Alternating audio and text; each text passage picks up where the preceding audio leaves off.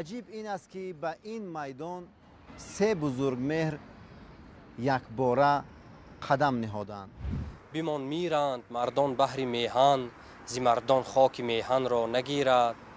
ای که برده چاشنی از شعر ناب رودکی، کام تو شیرین ز لفظ انگبین تاجک است. نخل سبز تاجیکستان وحدت است، تاجیکان را از دل و جان وحدت است.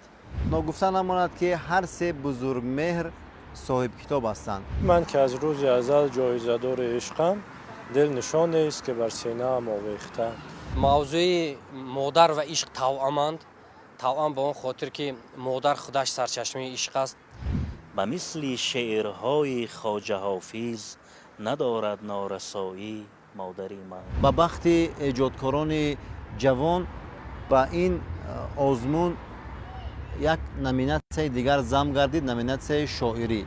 هر کس که میخواهد همچون شاعری جوان خود را معرفی کند باید واقعا هم از تمام ژانرها آگاه باشد. همین آزمون برای باز معمولتر شدن ژانرها خدمت خود را رسانده میتواند. ما نتیجه این آزمون را در سال 2020 انتظار هستیم. هدف ما همین بود که سه بزرگ مهر را در یکی از برنامه‌های پیراهی سبز دعوت بکنیم.